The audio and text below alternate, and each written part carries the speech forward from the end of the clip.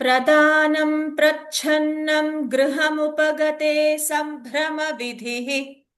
प्रियं कृत्वा मौनं सदसि कथनं चाप्युपकृतेः अनुत्सेको लक्ष्म्यां निरभिभवसाराः परकथाः सतां केनोद्दिष्टं विषममसि धाराव्रतमिदम्। प्रदानं प्रच्छन्नं गृहमुपगते सम्भ्रमविधिः प्रियं कृत्वा मौनं सदसि कथनं चाप्युपकृतेः अनुत्सेको लक्ष्म्यां निरभिभवसाराः परकथाः सतां केनोद्दिष्टं विषममसि धाराव्रतमिदम्। प्रदानं प्रच्छन्नं गृहमुपगते सम्भ्रमविधिः प्रियं कृत्वा मौनं सदसि कथनं चाप्युपकृतेः अनुत्सेको लक्ष्म्यां निरभिभवसाराः परकथाः सतां केनोद्दिष्टं विषममसि धाराव्रतमिदम्। प्रदानं प्रदानं प्रच्छन्नं प्रच्छन्नं गृहमुपगते गृहमुपगते सम्भ्रमविधिः सम्भ्रमविधिः प्रियं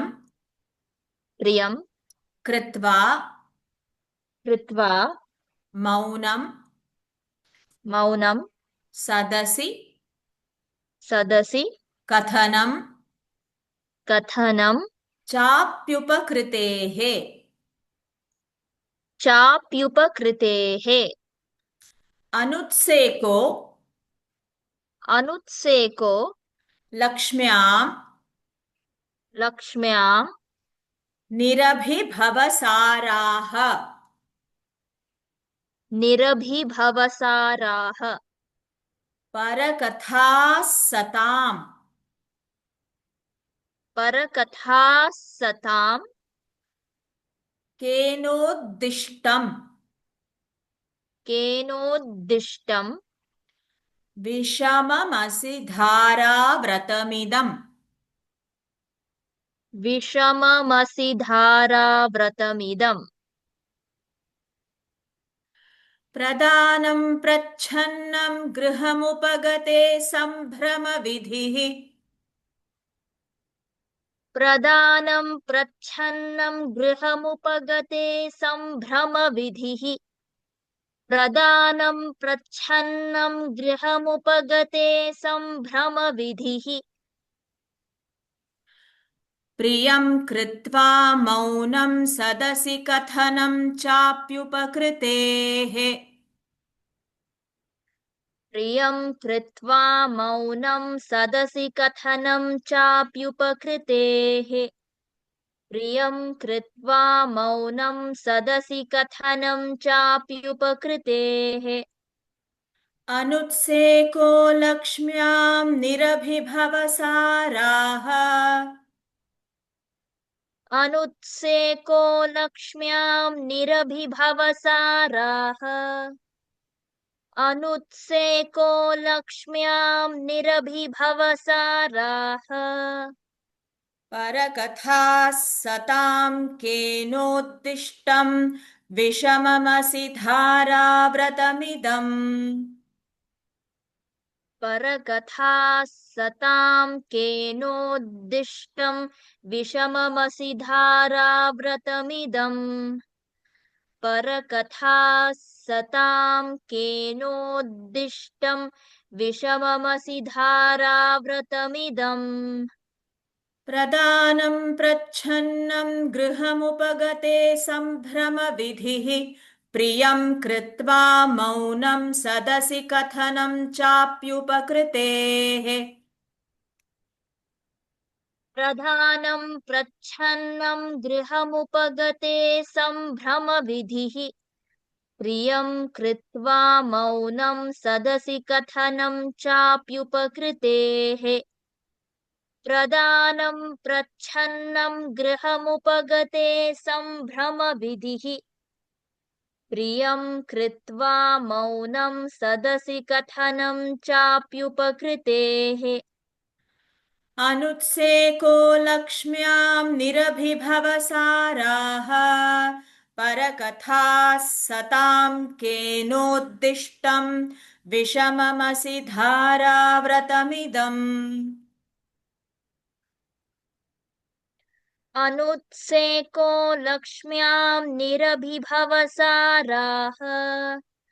परकथाः सतां केनोद्दिष्टं विषममसि धाराव्रतमिदम्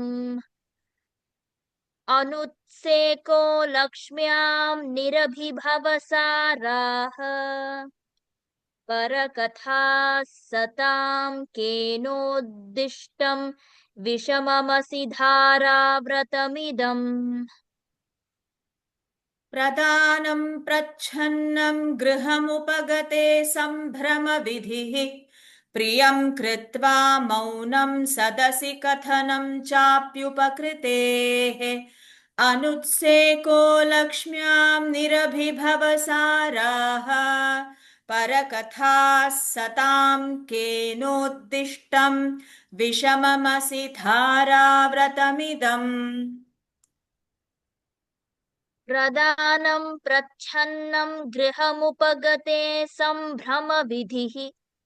प्रियं कृत्वा मौनं सदसि कथनं चाप्युपकृतेः अनुत्सेको लक्ष्म्यां निरभिभवसाराः परकथाः सतां केनोद्दिष्टं विषममसि धाराव्रतमिदम् प्रदानं प्रच्छन्नं गृहमुपगते सम्भ्रमविधिः प्रियं कृत्वा मौनं सदसि कथनं चाप्युपकृतेः अनुत्सेको लक्ष्म्यां निरभिभवसाराः परकथाः सतां केनोद्दिष्टं विषममसि धाराव्रतमिदम् प्रदानं प्रच्छन्नं गृहमुपगते सम्भ्रमविधिः प्रियं कृत्वा मौनं सदसि कथनं चाप्युपकृतेः अनुत्सेको लक्ष्म्यां निरभिभवसाराः परकथाः सतां केनोद्दिष्टं विषममसि धाराव्रतमिदम्